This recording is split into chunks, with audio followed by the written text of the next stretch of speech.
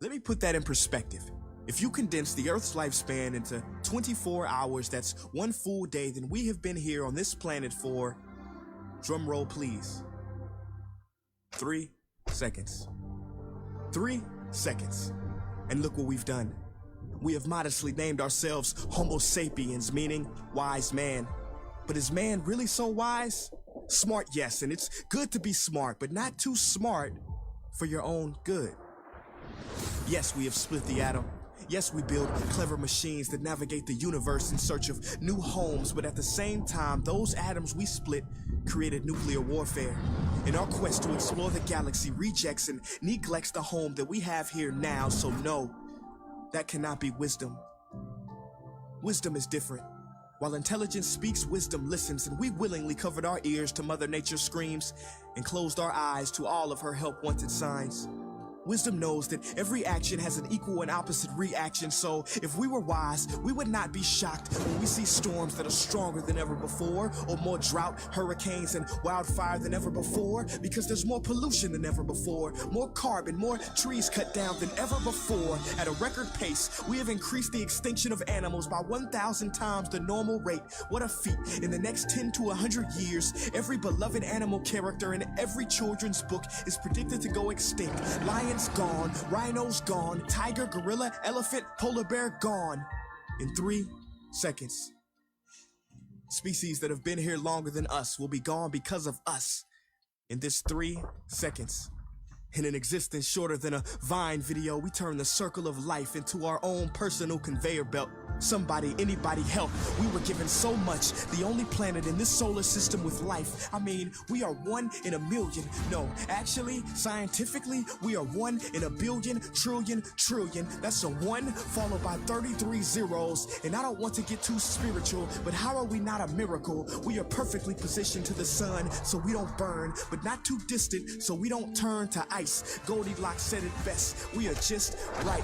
This paradise where we are given medicine from trees, not coincidentally, but because like the song says, we are family. Literally, everything, every species is connected genetically from the sunflower to the sunfish. And this is what we must recognize before it's too late, because the real crisis is not global warming, environmental destruction, or animal agriculture. It is us. These problems are symptoms of us, byproducts of us, our inner reflection. Loss of connection has created this misdirection. We have forgotten that everything contributes to the perfection of Mother Nature. Corporations keep us unaware and disconnected, but they have underestimated our strength. Contrary to popular belief, millions are waking up out of their sleep, seeing our home being taken right up under our feet.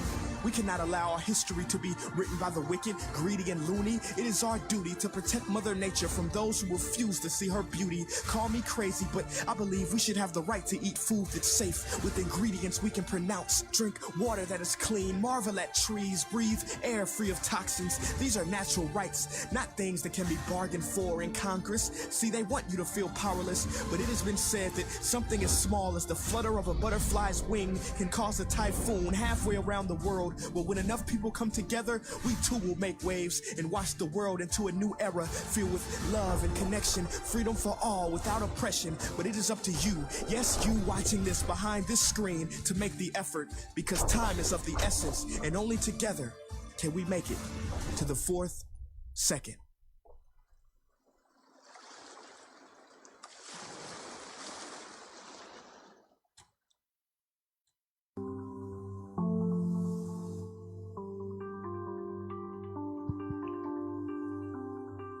Thank you.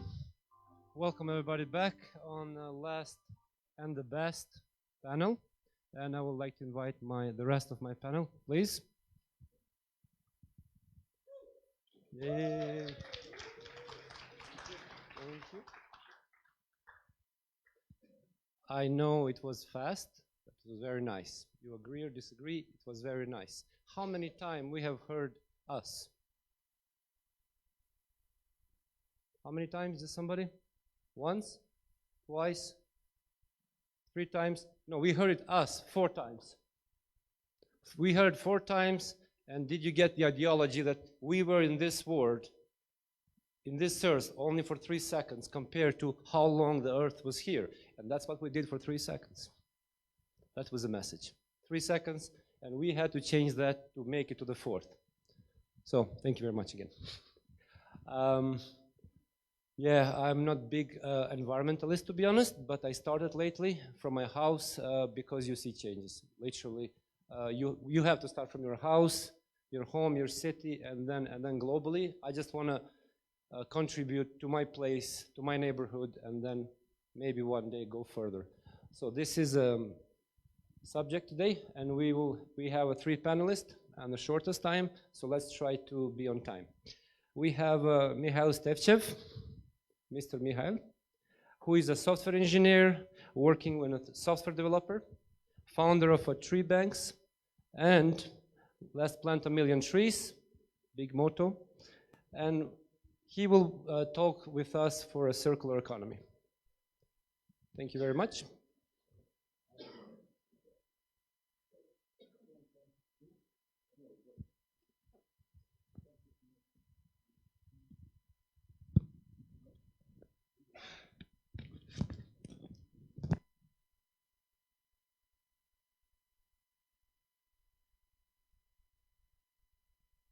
Hi guys, sorry for this. So after lunch your blood is around the stomach, so I will try this.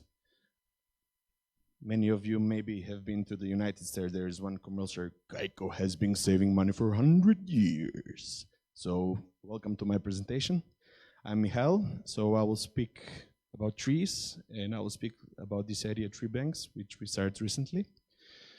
So let's see. How many trees do you think that this conference can plant?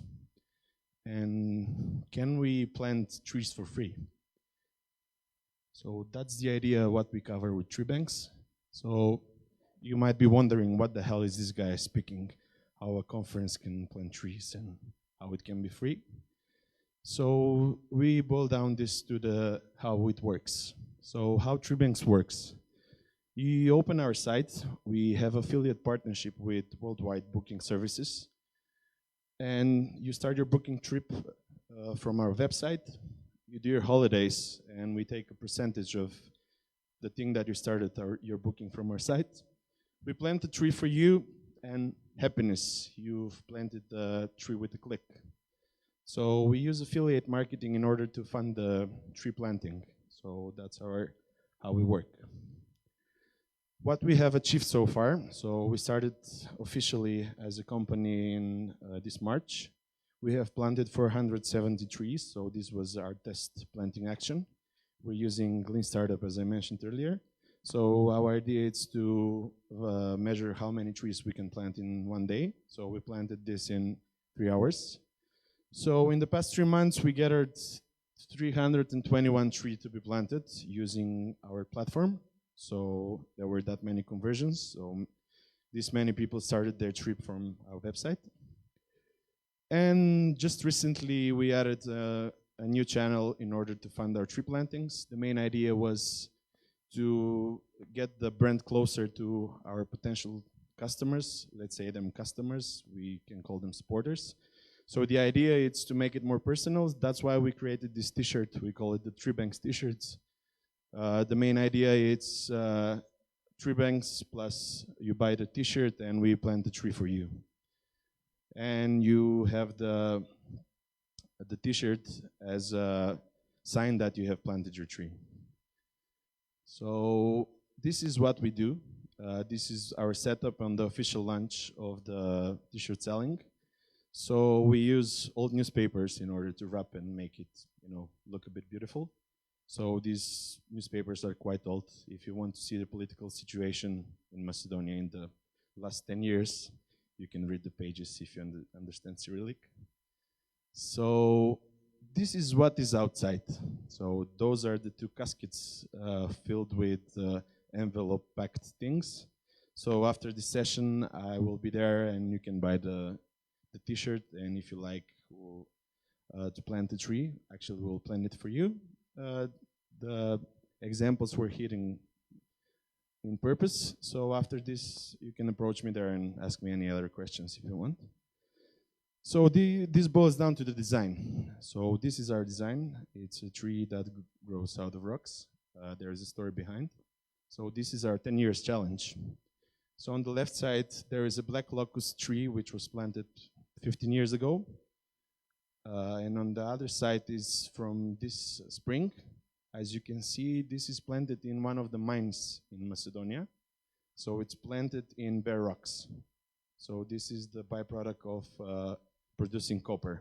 So this is boils down to what is our team. So this is work of my father, which is Mitko Stevchev, who is a cultural engineer, and he's been in college in the past, 30 years. So he's created this method of planting trees in bare rocks with just a little bit of soil, so in order the roots to stay there, and created a special process of maintaining in order to adapt the tree to the circumstances and the environment. So I'm there, it's Mikhail. I have a background in software engineering, and I've been in one startup in the past. So I have a bit of experience in pitching and that kind of things. And it's my brother who deals with the operation. And our font is not that one that we use for the branding, but this machine doesn't have it probably, so that's it. So this happened yesterday. So yesterday, while I was here, the other part of the team went to pick some acorns. So the idea is to create trees from it, or tree seedlings. So we'll plant this probably this winter and in the spring, and hopefully next year we'll have tree seedlings to be planted. So this is from our first action. We usually communicate with the local NGOs which act in the place where we're planting. So they're helping us with the planting. This was the test action that we did, where we planted the first trees. So we checked this place after 3 months from the planting, and we had like 99% success rate. So from all of the trees, only one was not able to survive. So these are all the helpers. And now I have a short video that we prepared for one contest that we're currently part in. 2018 will be remembered by the highest carbon dioxide levels in atmosphere measured in history. Coming from a country that amongst the most polluted during winter, for a while we thought how we can help lowering worldwide carbon dioxide footprint. Global warming is a problem that cannot be materialized easily. Its cost and effect are not simple. With combining our team knowledge of ecology, software engineering and healthcare, we came up with tree banks, a simple but powerful concept. You book your trip, we plant a tree for free. A study from ETH Zurich used satellite images to calculate that there is enough space to plant 1.2 trillion trees on Earth. The study says that the amount of carbon dioxide that we can restore if we plant 1.2 trillion trees would be way higher than the next best climate change solution. This was a strong wind in our sails, a motivation to continue even stronger. How TreeBanks works. You open treebanks.com, you book your trip, you enjoy your trip, you plant a tree for free. Simple as that, you have planted a tree with a click. The most important thing is that it will cost you nothing. TreeBanks uses affiliate marketing to fund the tree plantings. Share this video with your friends and help us plant 1 million trees.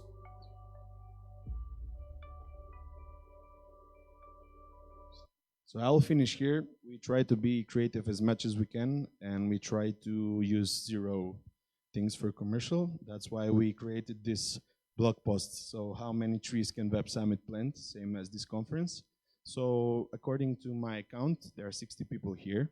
So if we calculate the plane transportation and the accommodation, this conference would have planted 120 trees if all the reservations were started from our website.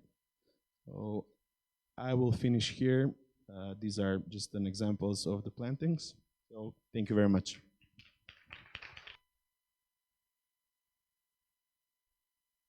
Thank you very much. That was interesting and quick, as agreed. We have a few questions. I would like maybe just one. You said it yourself that whoever books the trip, they don't pay anything. But who pays it? How does it work? So as I said, this is affiliate marketing. So we have partnership. So this is the percent that we receive is given by Booking, or we have partnership with Kiwi and Agoda at the moment. So how it works is they're giving us a percent of their percent that they take from the end customers, because we're giving them traffic and we're creating new customers for them. So for the end user that is starting the booking process from our website, the price will be the same. So we're just receiving part of the booking earnings that they take because we bring traffic to them. What about other sources other than Booking.com? So at the moment, as I said, we have Kiwi.com. We have Agoda, which is hotel booking for, I think, Asia. We plan to go with Airbnb, but the requests for affiliate partnerships are a bit more strict than the other platforms. And one of the next things that we'll try is Hostel World.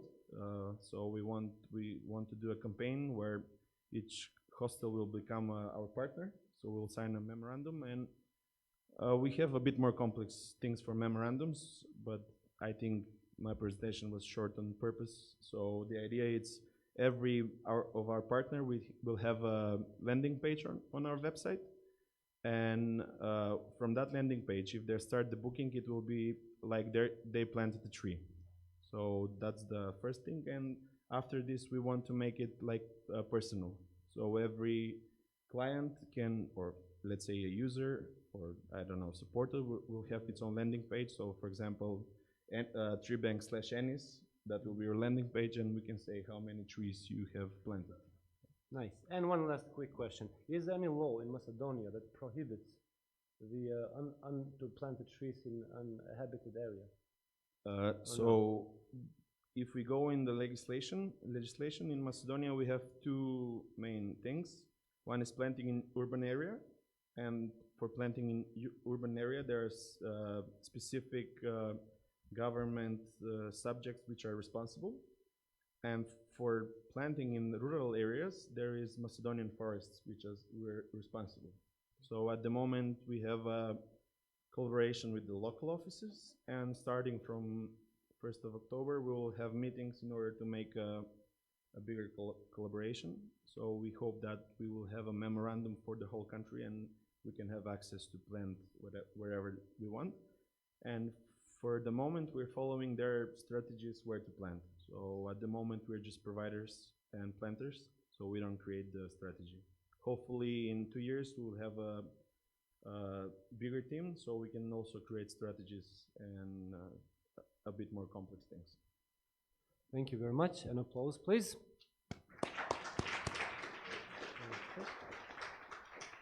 Our next speaker is Ms. Maida Shibeta, who is an animal rights activist for a long time, more than 12 years. And today she will talk about consequences of climate change in the region. So, welcome. Hi, everyone. I will first show you one video for my presentation, short one.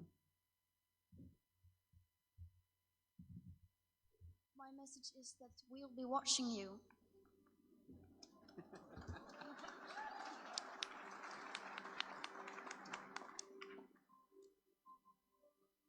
This is all wrong. I shouldn't be up here. I should be back in school on the other side of the ocean. Yet you all come to us young people for hope. How dare you? You have stolen my dreams and my childhood with your empty words, and yet I'm one of the lucky ones. People are suffering. People are dying. Entire ecosystems are collapsing. We are in the beginning of a mass extinction, and all you can talk about is money and fairy tales of eternal economic growth. How dare you? For more than 30 years, the science has been crystal clear. How dare you continue to look away and come here saying that you're doing enough when the politics and solutions needed are still nowhere in sight? You say you hear us and that you understand the urgency. But no matter how sad and angry I am, I do not want to believe that. Because if you really understood the situation and still kept on failing to act, then you would be evil, and that I refuse to believe. How dare you pretend that this can be solved with just business as usual and some technical solutions? With today's emissions levels, that remaining CO2 budget will be entirely gone within less than 8.5 years. There will not be any solutions or plans presented in line with these figures here today, because these numbers are too uncomfortable and you are still not mature enough to tell it like it is. You are failing us, but the young people are starting to understand your betrayal. The eyes of all future generations are upon you. And if you choose to fail us, I say we will never forgive you. We will not let you get away with this. Right here, right now, is where we draw the line. The world is waking up, and change is coming whether you like it or not. Thank you.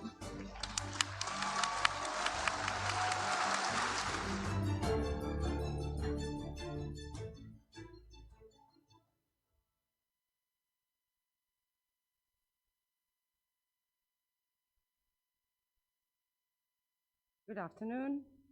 I'm Maida Shabeta, Climate Save Movement campaigner for Europe.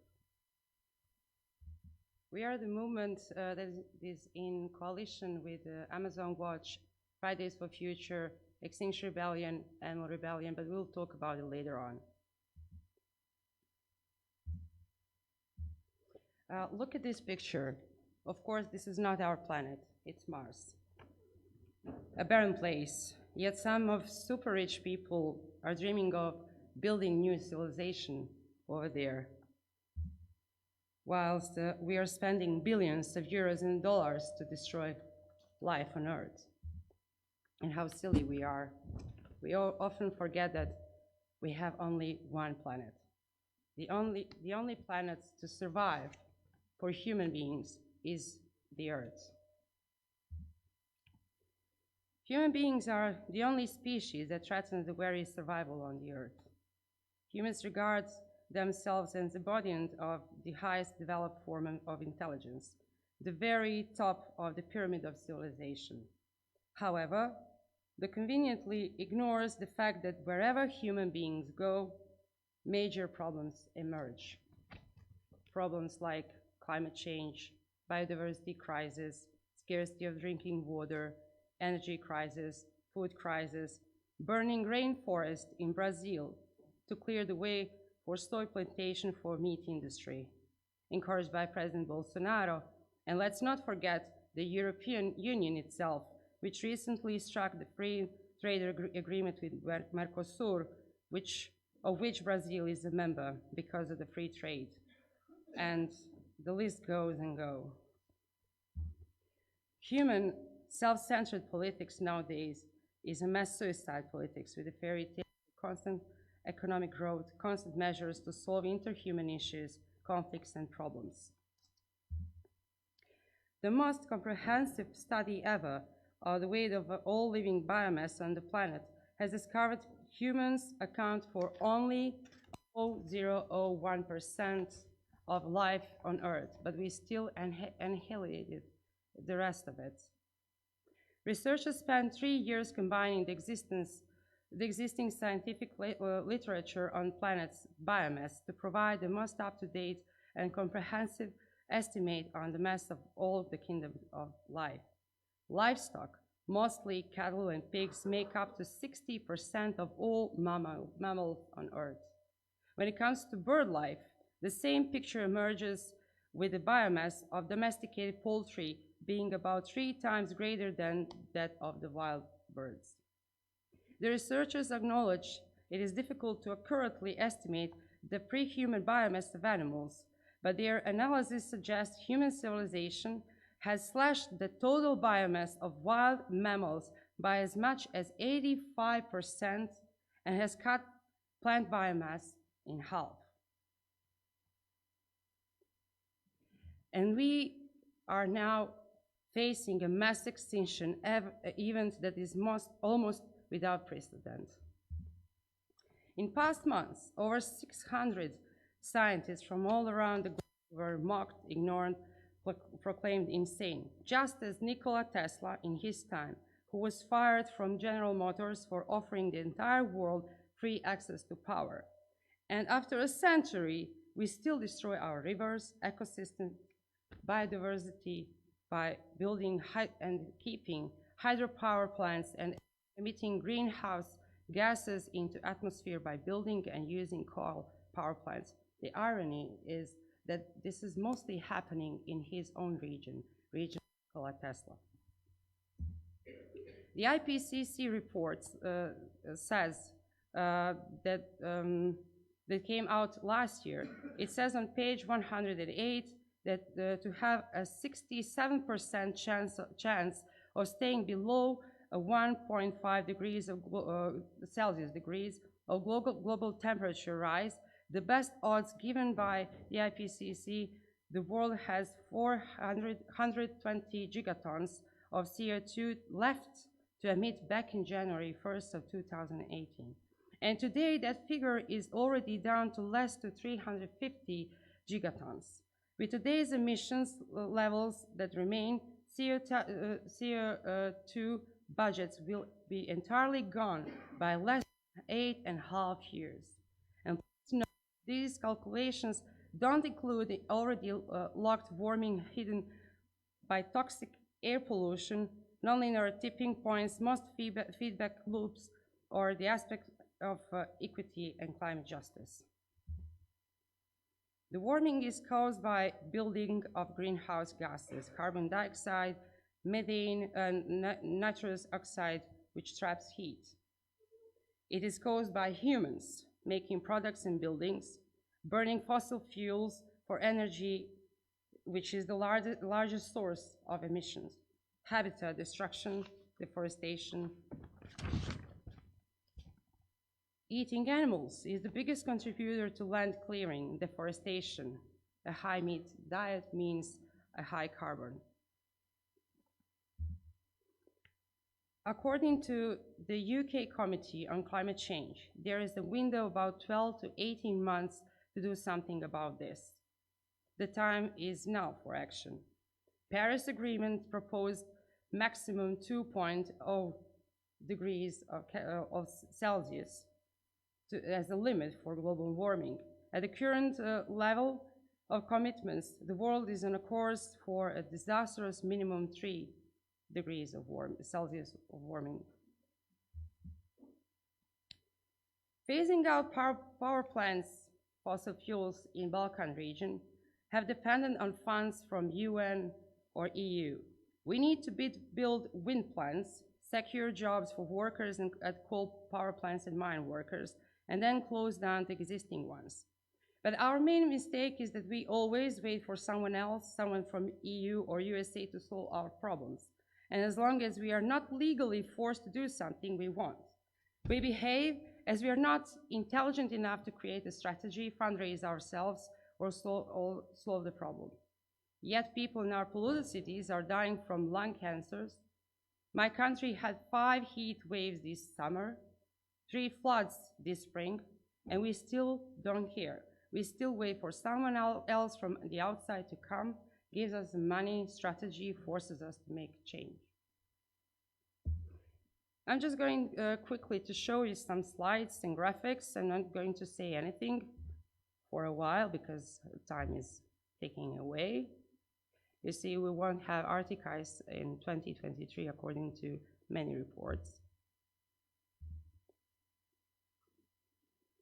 We are already witnessing climate chaos, and it leads to even more of it. If you remember, tornado in Romania that happened this year is the first ever tornado in this country reported in history. We have 12 years to survive, according to IPCC. We have 8.5 years to emit.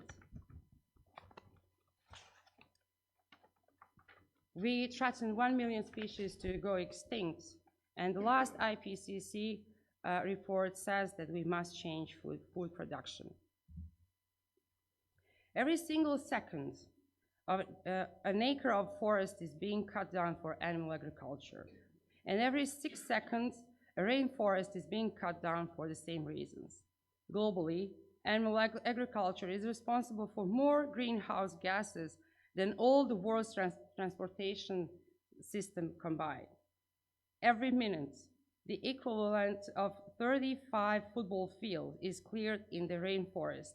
It takes 1 kilo of soy either to produce 300 grams of chicken or to produce 1 kilo of meat substitute. It takes 2 football fields to feed 1 person a year by meat and dairy, whilst the same football field can feed 14 people a year. Animal agriculture is one of the leading causes of air pollution, deforestation, and water pollution. If you think it's not happening here in our region, you're wrong, because Croatian waters are marked as red thanks to animal agriculture, and you can see that Slavonia is the red one. The oceans are giving us 85% of the oxygen, but we could see fishless oceans by 2048 due to overheating and overfishing. If the oceans die, we die. The mission of Climate Safe Movement works to solve the climate crisis by ending animal agriculture, reforesting the earth, phasing out fossil fuels. Animal agriculture is the key source of greenhouses, as we already mentioned that. And just for your information, the global production of soy is used 70% for animal feed, 24% for diesel, and only 6% for human consumption. And for recommendation, we need climate action now, and you should recommend the following: banning deforestation, run reforestation program, phase out fossil fuels, build strategy on closing down hydro plants and coal power plants while building wind power plants or solar plants, propose high sanction for illegal deforestation, cut down subsidies for meat production, increase taxes for animal products import for Brazil and Argentina, and of course, go vegan. Because, sorry, but the lifestyle you ordered is currently out of stock. Thank you.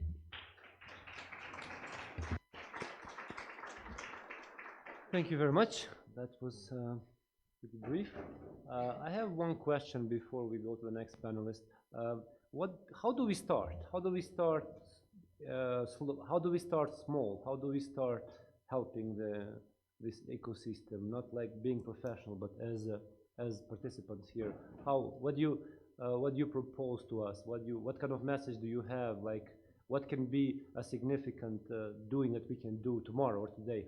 The best thing would be go vegan right now, but at least reduce consumption of meat and dairy.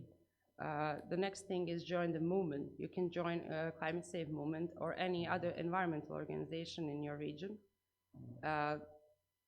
Fly less, use bicycles instead of cars. It, of course, all starts from us, but we also have to, I have to say something.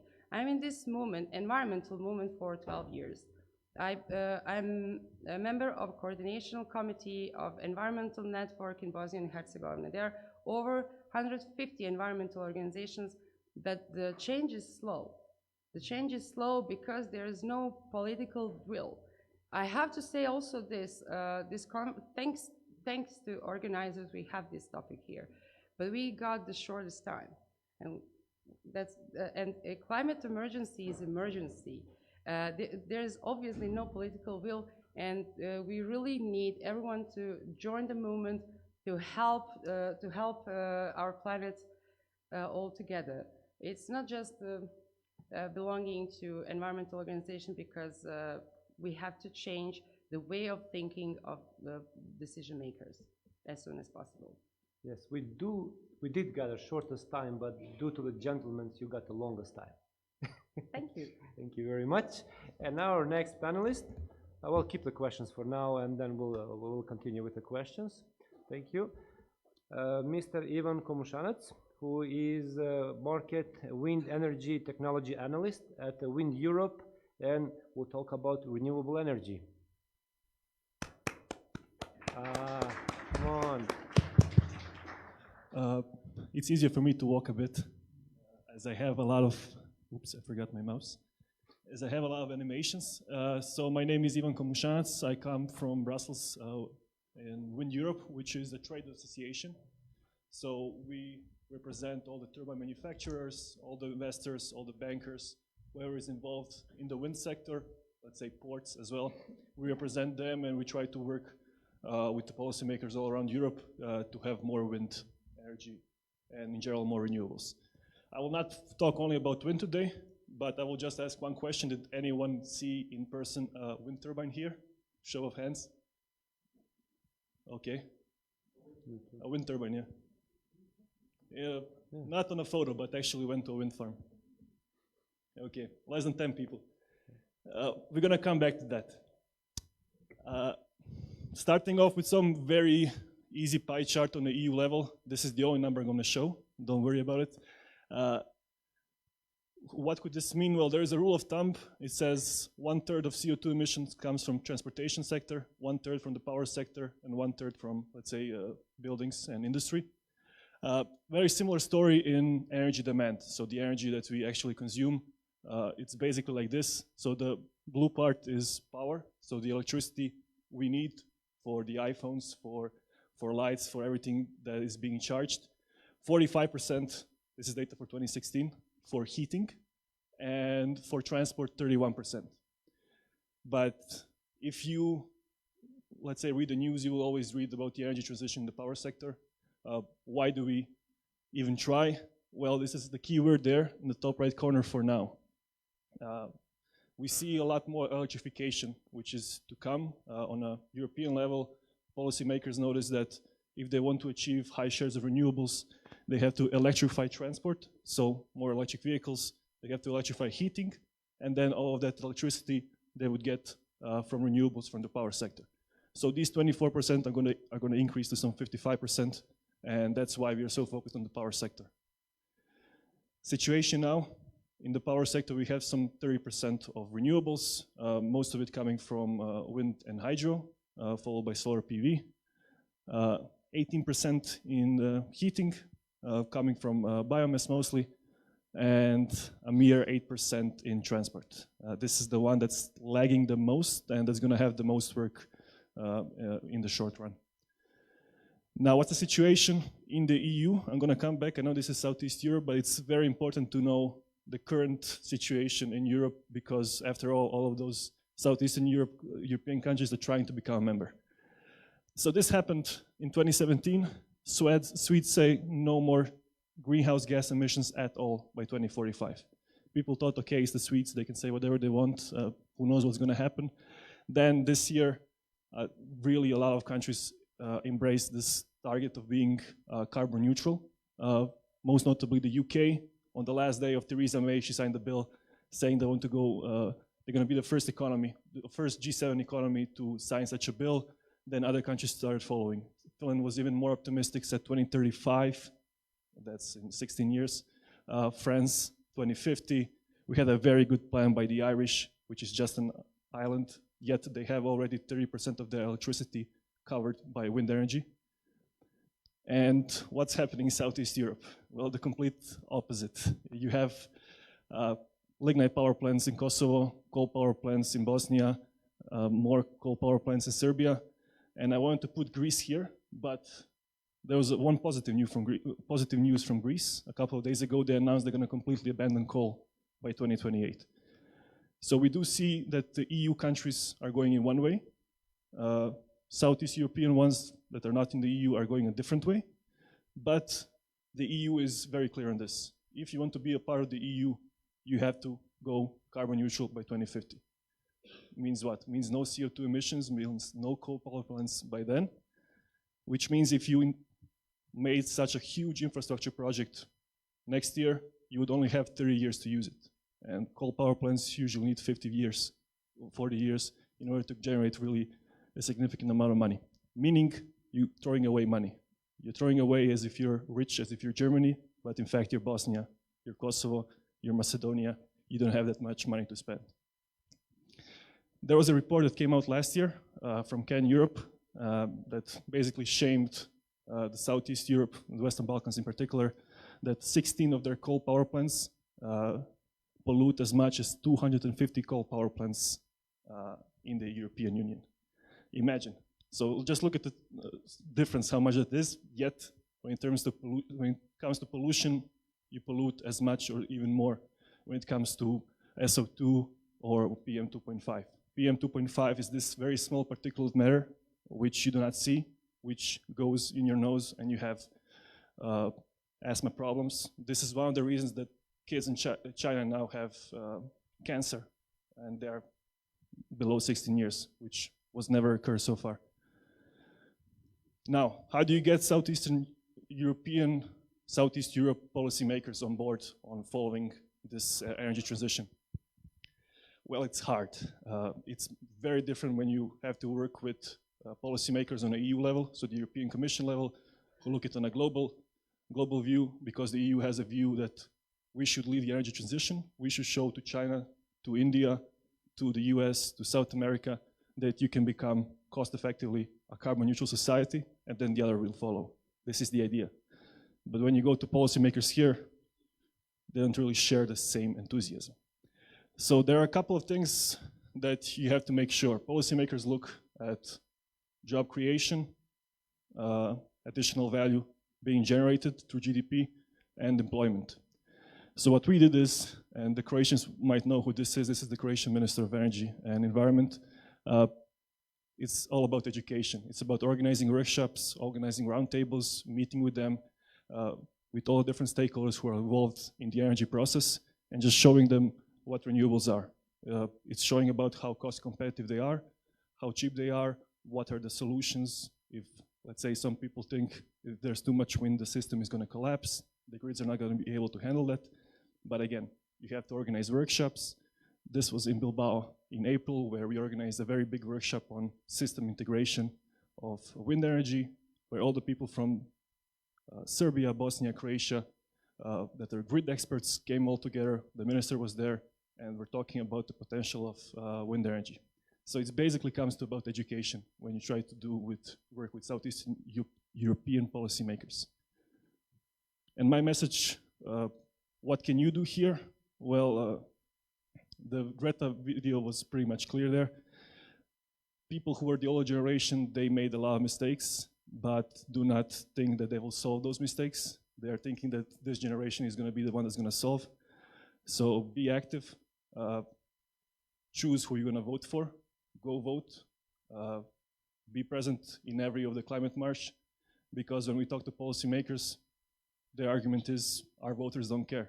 But if their people demand, and if they're going on the streets every Friday, which is the situation in Germany, then they're forcing the governments to make a difference. So with that, I'm going to leave it to you. I didn't want to go too deep into discussions. I'm an engineer, but we can go and talk about the future energy system in Southeast Europe. But remember, you have to be active. You cannot leave it to someone else to take care of the air or the water you're going to have while living here. Thank you.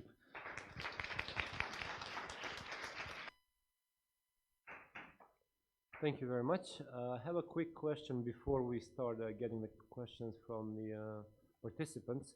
Can we go 100%, can we transition 100% to the renewable energy?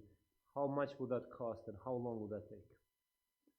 The cost part is it's a bit hard to... Not for my country. Yeah, not for your country. No, but for the rest. First of all, it's possible.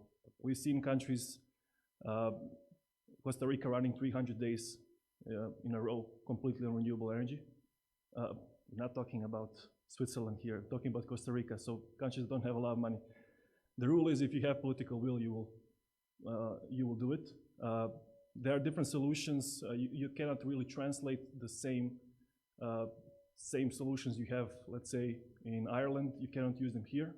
But because this region has so much hydropower already installed, you could use that hydropower plants to balance the intermittence of wind and solar.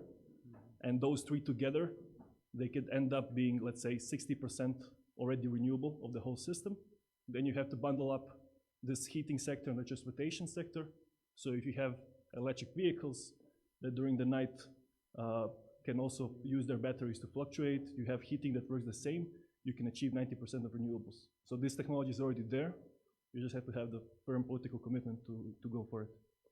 You think in Kosovo we can do this with 200 euro salary monthly? Buy electric car and put the solar panels and everything? The question is what you do first. Yeah. And the first one is you start installing more renewables. I'll go with vegetarian first and then come later to the solar panels. And the thing is, the renewables create jobs. Yes. And that's this closed circle. You make a, what do you think how many people work in the wind industry in Europe? Probably a lot. 350,000. And usually you get, let's say, if you have a very big project, you're going to have a couple of hundred, maybe 1,000 people working on that project. So that means a cleaner air through clean electricity, and you're going to have people working, which means they're going to have higher salaries. And then you just have to start this mill like the Danes did. So Danish people started with wind energy because they saw it as a strategic investment. And now they have very good paying jobs in developing of windmill products, and they don't have this problem now anymore of being poor. What about, we have an interesting question about mini hydropower plants in the small rivers that we have in the Western Balkan countries. Is that doable? Well, for a reason there is a strong debate. Should that even count as renewable? Because for talking about power plants that are, let's say, 2 megawatts, which is half of a turbine currently, we're installing now, let's say if you just install one turbine, you can go as much as 10 megawatts. But you damage the ecosystem so much because you have to reroute the water and you do the construction works that sometimes it doesn't pay off. And why did we have so much hydro before? Well, before it was communism, so you could just force people to move out. And the same thing was in Italy during Mussolini's time. They would just force people to move away from the villages and they would make a very big hydropower plant there. But now when you really have to take care of the environment, it doesn't seem as the small hydro being the right solution. Thank you very much.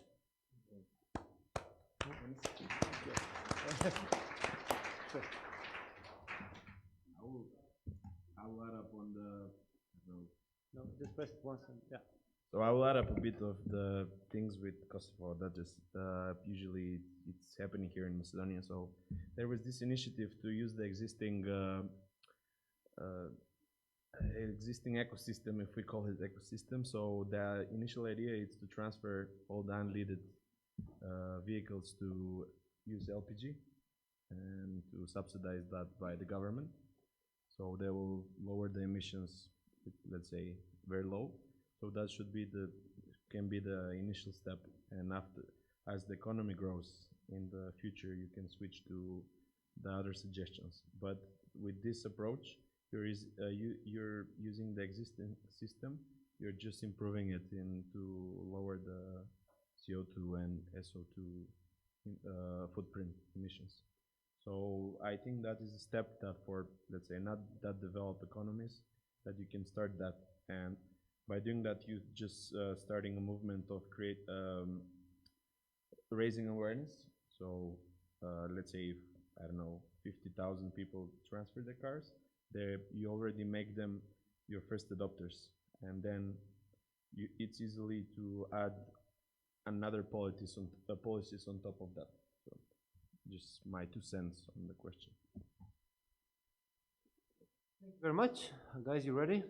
Yay. One clarification before we start, because we are limited on time, and therefore not to get your time later on when you go in the groups and work on the policy, let's try to be short, practical, and also answers. I will ask please to be short and practical, so we give chance to the more questions. Thank you. Okay, first question please. Okay, so hi, it's Oliana from Albania, as you know. First of all, I love animals. I had difficulties my whole life to eat meat. I didn't join any movement, vegan or vegetarian, because I believe in something. I didn't like the taste of meat, but it doesn't matter. I was a bit surprised to here to tell people go vegan, because in this world we have, especially in our region, we have a big problem. We don't have consumer education. We don't know what we consume. The solution is to consume healthy products, because if you are vegan and if you eat a Snickers not something without meat derivative products, it means that you are contributing actually to this industrial model of consumption, that it is destroying our lands and rivers and stuff. If you are vegan and you eat a fruit or a legume or a vegetable that it is produced with pesticides, still it is the same. So it is really about to think the things from scratch. We don't have consumer education here in our region especially. If I see around me when I walk in the street, I don't see healthy faces, and obesity has increased a lot because people don't know how they consume. So this is the problem. The problem is that the seeds are, genetically modified since long times ago. So it's not just about to go vegan. This was a comment that it a bit touched me, because by myself I am quite half vegan, but still it's about to think more deeply on how to educate ourselves first, since on our homes, to not buy these packages in the supermarket, but maybe to buy at our small producers. Because do you know what happens in Albania? Farmers throw their production because nobody buys it.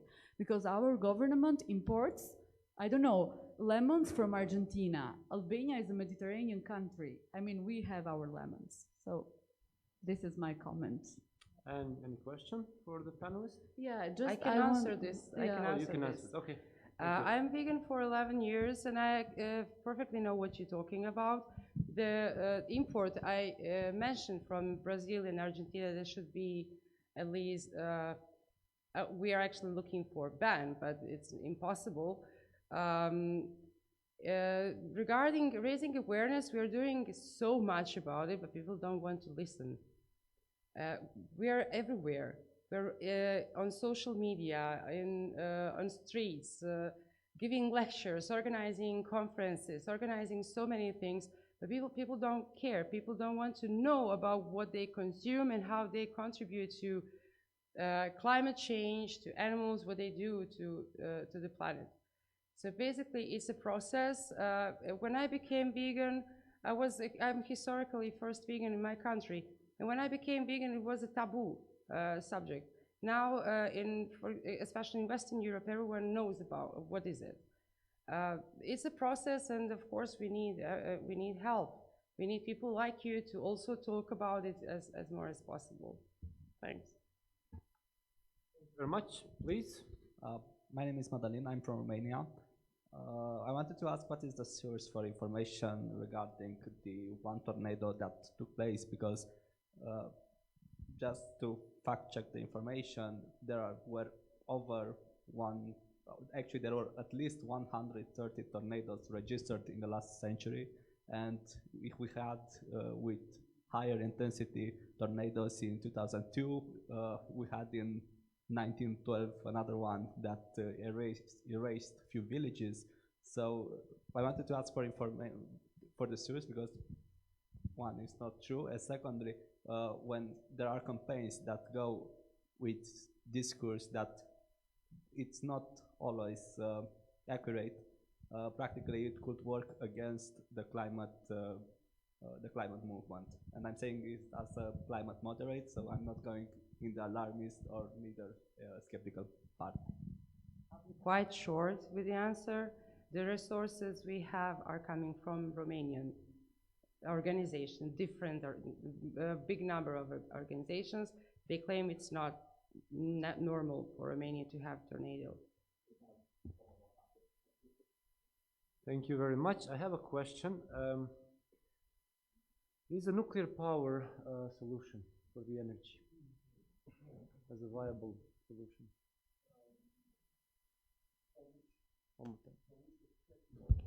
So from which perspective are you looking at? It doesn't add up. If you look from a cost perspective, it's 3 times as expensive as wind power. So if you take a look now at the projects in the UK, just in terms of funding, the Hinkley Point C, which is the only nuclear reactor under construction in Western Europe, will cost around 120 pounds per megawatt hour, while offshore wind power plants that are the same size, so 1.5 gigawatt, are costing 40 pounds per megawatt hour. So unless you're willing to spend 3 times the money, then yeah, it pays off. But then you have to take a look at, again, the amount of waste you're leaving behind. The radioactive waste that you have to leave, that you have to storage for thousands of years, which still gets leaked because of the radiation properties. Even when you seal it, which is also cases in Germany, you would have leakages of that radioactive material, and that they would fall into underground water. How do you factor that in? Is it worth it for that? Thing is, people still think nuclear is the way to go because we installed nuclear energy in the 50s, 60s, which now depreciated, and those projects are still running. So you think, okay, it's cheap, but when you just put pros and cons, yes, it is. It has lower CO2 impact than coal power plants, that pollutes less, but then how do you quantify leaving something for thousands of years in the earth, which is perhaps even worse? Thank you very much. We have one question over there, or yeah. I'm going to get my question, which is very, very short, but a quick remark on the last one about nuclear energy. So wind power is it's very, very difficult to rationalize and quantify. Typical story: small islands in Greece, which you have huge potential in terms of wind energy, and yet this is not sufficient. And the rest of the Greece, especially the Ptolemaida plant, we end up funding the electricity from wannabe wind-powered islands. So it's a very tricky part. My question, though, is very, very short. And the other is whether or not do you agree with Greta when she says climate change will not be dealt with technical solutions? She said just some technical solutions. This is a complete different, it's not business as usual. We have to change. No, I'm taking, no, forget about business as usual. Yeah. How dare you pretend that this can be solved with business as usual and some technical solutions? Do you agree that the problem will not be solved with technical solutions? Yeah, it's not only, I mean, it's technical is going to be 80%, 20% comes from the life choices you make. You have to change the way you commute, you have to change the way you eat. This is also a small part, but unless you decarbonize, and that you can do very fast with technology. So now if we were serious and we started installing significant amounts of wind and solar, you would make, in a very short period of time, you would reduce the CO2 emissions a lot. That's why. Yes, it's not a silver bullet. Yes, yeah. The decarbonized part, especially in the last 5 years, there were numerous EU funding projects that they try to quantify the digital footprint of products. So you end up in supermarkets and you say that this costs €5 and it has a digital footprint of 5.6. These projects lead to nowhere because they're too complicated on that. So my question is, again, do we really trust science there and technical solutions? Because the example about airplanes, which no taking the airplane, but they said, you know, fly less and so on. Okay, I could go bye-bye, but I would consume much more meat, so much more methane in the air, and so on and so forth. So I'm really worried about this undervaluing the technical solution and the science behind it. Well, I would recommend to you the latest European Commission report on 2050 long-term decarbonization strategy, where they map out several ways on how you can achieve carbon neutrality for the EU. One of them is, let's say, more focused on life choices. The other one is more on technology. Again, there are some technology parts that are about to kick in, which is hydrogen. So once you have very serious amounts of wind power being produced, especially offshore wind, you could use that excess to produce hydrogen and then use that as a fuel in heating, in district heating plants. So again, there are still some assumptions that something is going to come later. Small bits of carbon capture and storage, particularly in biomass, so you can have some negative emissions. But there is still a lot of work to be done, a lot of investments to be done in grids. We have to be better connected as a European continent in order to balance out the intermittency when, let's say, it doesn't blow in the south. You do have probably wind in the north of Europe, but you need to be better connected in order to utilize it in the south. Thank you very much. I will just continue that part of the question with you. when our colleague asked about if I don't fly and I take bus and I take bike and other methods, then I consume more, which is that gonna be, how do you comment that? No, Gonna animal be equal to agriculture what? is increasing, it's growing industry, and meanwhile the fossil fuels are being in a process of phasing out. So if you still keep consuming animal products, you're still very much contributing to climate change. So please go at least vegetarian. Thank you. Thank you. One question. Yes, we'll get back to you. 1 second. If we can get the mic over there. Yeah. Trees. Planting trees. Okay. How much do they help us now, especially in this region?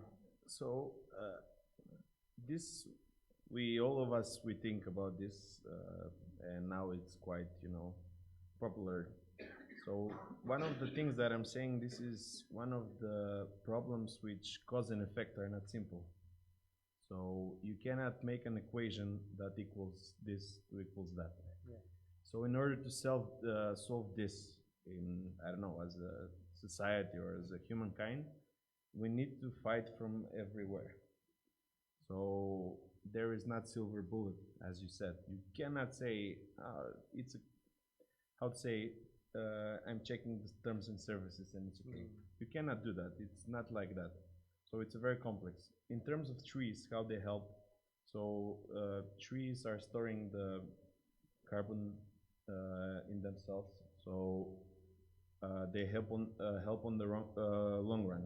In terms of producing oxygen, they're not, because the ecosystem around them use that oxygen. But in storing carbon dioxide, on the long run, they help.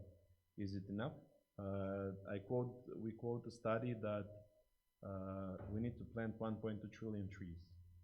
So in our, let's say, mission, it's, let's say, I don't know, less than 0.1%. So that's why the climate change is one of the most complex problems at the moment. And even here, most of the people are smart, and we still don't know how to fix it. And we question ourselves. Imagine if we transfer this problem to the normal people, which, they have different lifestyle, they don't care about most of these things. So my opinion about this is that we need to fight from all of the sides, and we need to collaborate. Renewable energy, tree planting, I don't know, veganism, lifestyle choices. So yes. And energy efficiency. Energy efficiency. So the thing is, yesterday we discussed a lot about this. I'm a bit longer, so I think we need to change a bit how the society is organized, because we're fighting against consumerism. So if you check tourism, it's in the 5th place of GDP in the world, and it has risen in the last 10 years. So, we fight against that. We fight against our fear of missing out to go and fucking see Metallica somewhere in the other place in the world, because we are sad and watching on Facebook someone doing that.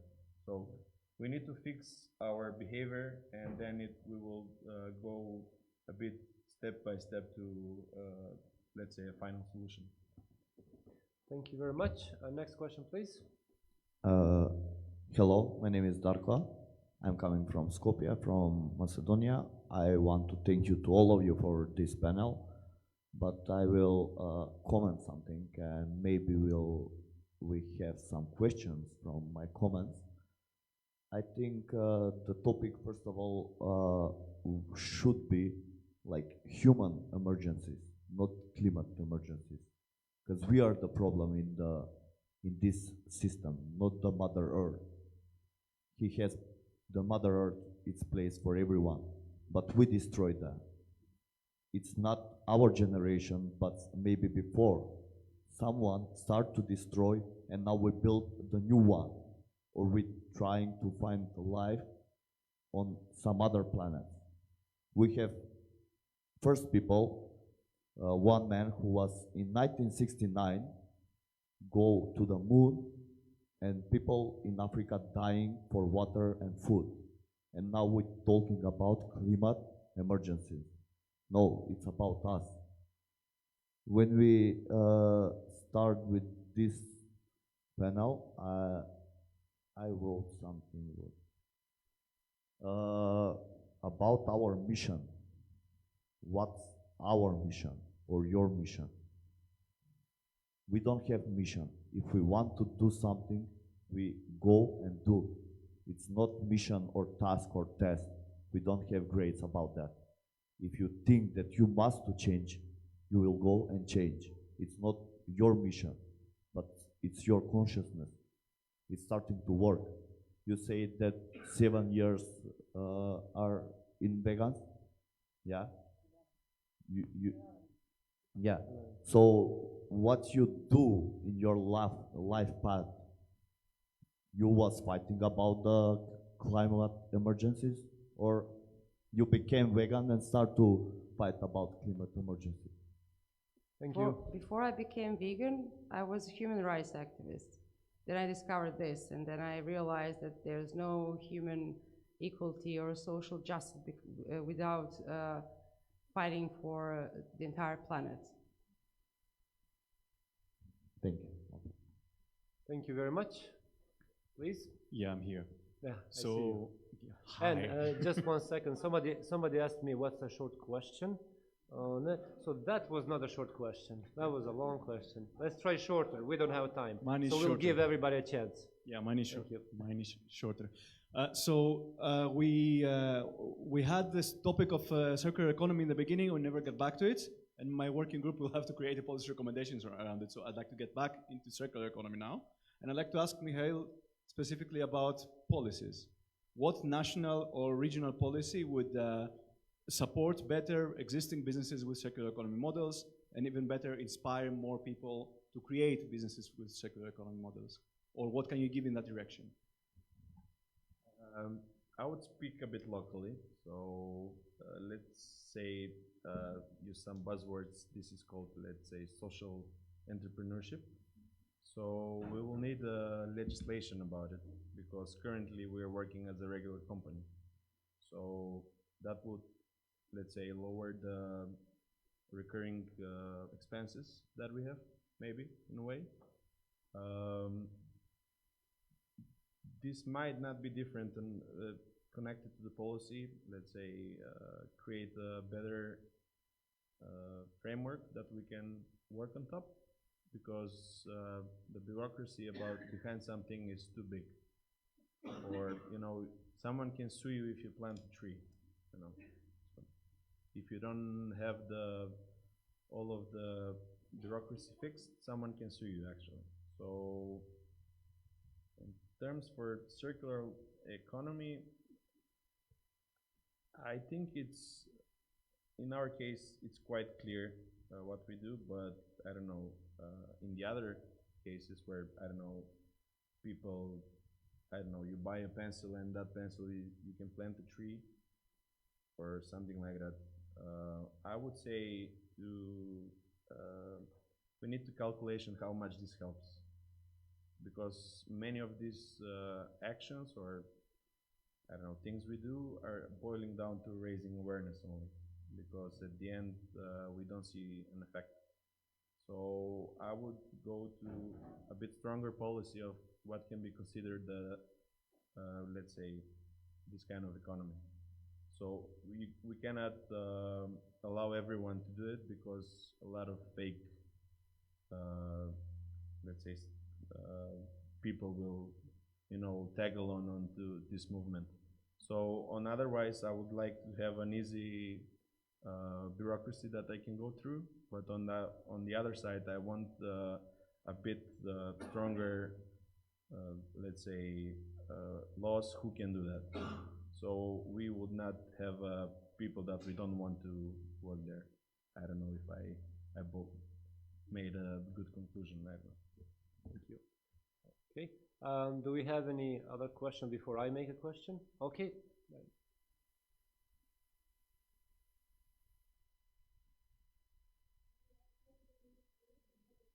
Turn on the mic, please. No.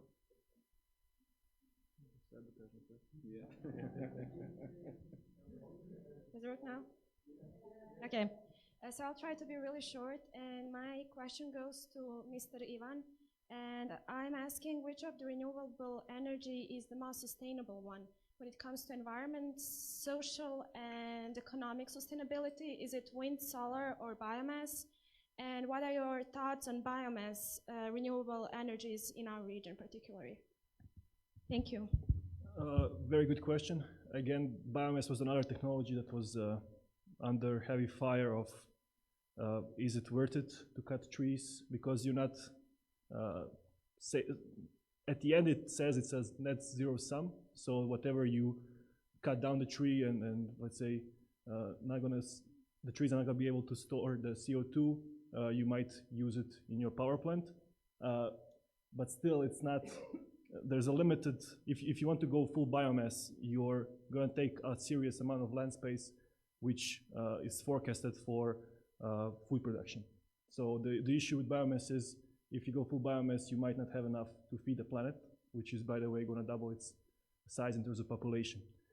Now, when it comes to sustainability of wind and solar, I know quite a lot on that one. It's a very extensive topic, but I'll keep it very short. Solar panels can be easily recyclable, as the main material is basically sand. But yeah, you're not gonna have any serious eco damages with that. With wind turbines, we work quite a lot to achieve 100% sustainability, 100% recyclability. Right now, we reuse the steel, all the metals that we can. The blades are currently made from a composite waste, but still there are ways of utilizing it. So right now you have, for instance, you can use them as, you can make chairs, you can make in kindergartens, some slides, you can do quite a lot of stuff, skateboards with the composite waste. But still we're working also with the cement industry in order to see how we can collaborate with them so they use our waste for, let's say, cleaner production of cement. But there are also the chemical industry who is also quite involved there. But one of the priorities we have now is also determining how to make those blades even the most recyclable as there are, so we achieve 100% recyclability. Thank you very much. I have a quick question. Anybody feel free to answer me if you feel like. In recent last 2 years, Pristina and Skopje have been called the dirtiest capitals in Europe. Yep. In the world, actually. In the world? Yeah, there was one point of the year where Tetovo and Skopje were the first two cities in most polluted in the world. So there are many causes regarding this. It's not simple. We are still negotiating, is it biomass or cars or something else, which is not existing in the equation. But the biggest problem is that someone decided to build a city somewhere and extend it to the point where it pollutes itself. So just the position of the cities itself is a problem, although there are examples in the world that are functioning differently. But in the past years, not many has been done about that. I don't know about Pristina, but for Skopje I can tell. So last year they promised that they will, do some things. Until now there is not much, and we have these P2.5 particles, which are sometimes 10 times compared to what's normal. So we have also some other ecological disasters about Lindan, which is not stored properly, which combined with these particles there's direct cause of cancer. So in order to fix this, we need to work very hard. So I'm not working on that cause. I'm focused on totally something different. But my point of view is that people are tired from all of the political problems and they just decide to not care about this. I can tell you one sample what happened last year in Pristina when the pollution in the winter especially got really bad, and US Embassy was pushing a lot because they bought some kind of measurement. So it was like online also, where people could download the application and check. all the time was dangerous, dangerous, dangerous, like every day, and people start panicking, and it became a media show. So once it becomes a media show, and the government has to do something, you know, sometimes it's good to use media on these occasions. And what they did is they stopped all the schools using a coil. And it drastically improved right away, with a small political will, just a small political will, and change of a system. Instead of a coil, they use a wood. It's still, you know, polluting, but it was drastically improved the pollution in Pristina. So it's my second slide, so the one with the pie chart, transport, power, and heating, all three were the reason. You have bad cars that pollute a lot, you rely on lignite with inefficient thermal power plants, and you use for local heating very bad or usually lignite. So usually the fastest solution here is just ban all lignite for house heating. Then you tackle the power sector, and then after that you try to electrify your transportation sector. But then again, you're going to ask me, well, do we have the money for it?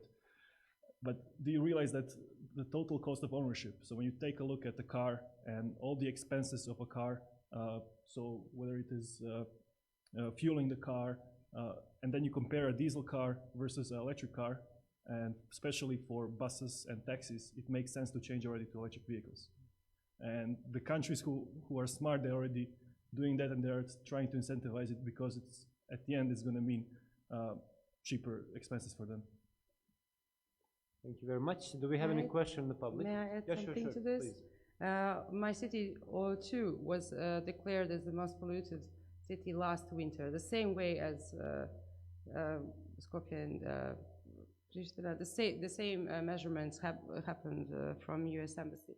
But the thing is that we are still waiting for someone else to solve our problems. And I'm here to ask you who are attending this conference to do something together. We from this part of the world are not stupid. We're very much intelligent, and we can gather together, create a strategy, and work towards closing down our coal power plants. We don't have to wait for anyone else from the outside to come and to force us to do it. Climate change is not something that is going to happen in 1,000 years, but it's not the only problem. The pollution is a problem. People are dying from cancers thanks to our polluted airs. Don't wait for someone else. You're already here. You can gather together, you can organize yourselves, and you can build a strategy and force the politicians to change. Thanks. Thank you. Might I add something? Sure. Oh, very short. So what we saw in Eastern European countries, member of the EU, that they were complaining that they're gonna, the miners are all gonna lose their jobs, that they're gonna be unemployed, that it's unsustainable. So the European Commission set up a Just Energy Transition Fund. So this Just Energy Transition now became a very hot topic where you're making long-term plans on what you're gonna do with the miners, what you're gonna do with those areas where they're gonna have to change their jobs. Luckily for the miners, first of all, they're not usually miners, they're engineers. They don't go work underground most of the time. It's about reskilling, re-education, and long-term planning what they can do. And their skills are very easily transferable to work in renewable energy or, let's say, electrical engineering.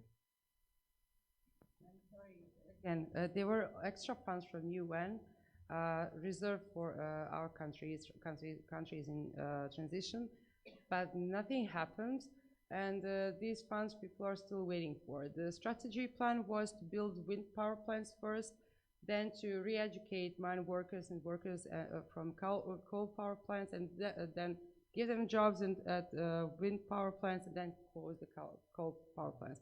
But our problem from our region is that there are no good funds, and our people are waiting for someone else to bring the funds. That is the problem. That's why I'm recommending everyone to organize themselves to create a strategy and start working right now. No political will, probably. Yes, that's what is political missing. will, but among the youth, among our people, don't wait for Germany to solve our problem. They don't want it. You want to add something? Yeah, I want to give a bit of a positive note and tell you one funny example from our country, because we went too serious with this. So there is this site called My Air, And like Annie said, they're showing the measures of the PM particles, either it's 2.5 or 10. So, and this has been read for, I don't know, 2 months in a row, and people started saying that the measurements are wrong. And the founder of this site now, the site is present everywhere in the Balkans. It became in Serbia, Kosovo, I think, in Bosnia also. So it's the Macedonian product. So the CEO or the founder of the site came with a video and said, if you don't believe it, I created a special button for you. When you press it, everything turns green. So thank you very much. We have very little time. Any final questions, short ones for sure? Or we can continue with conclusion, and so we'll release you so you can do some policy work. Okay, that's I would say one thing. Can we do the conclusion? Looks like there's no questions, and we are out of time almost. So we'll just go, in turn, whoever feels like, and we'll close it for the session. Then I'll start. It's easier. I want to have my thought on it. I guess most of you here live in urban areas, live in cities, but the energy transition is going to happen in the non-rural areas. So what we see now is that you have to be very skillful, and you have to communicate, you have to involve the local communities of rural areas, not only of the people in the cities. People in the cities go for the climate marches. They are much more active when it comes to climate change, but at the end you have to make sure that the other citizens, the ones who live on farms that are going to have wind farms there, that are going to have biomass power plants there as well, they have to be involved as well. So talking with them, involvement of the local community is one of the key stakeholders that we see as the next step in a very serious energy transition. Thank you very much. You don't have to. No, I will go next. I have been thinking about this problem for a while. So my message would be, whoever finds a way to present the global warming in the simplest form that everyone can understand will solve this problem. Okay, thank you. You know what I'm going to say, but no. I can just suggest to everyone, if you don't believe what I'm saying, read the reports and watch Cowspiracy film. That's it. Thank you. I have a question for three of you for the end. Did you realize something in me before and now, and before we came here on the panel? Before and now, no? I went and took the green shirt. Is that a contribution? Not really. Depends. Thank you very much. Actually, our team is violet, so I have my clothes over there violet. It's violet, so. Thank you very much, and round of applause, please. And we go straight to the sessions.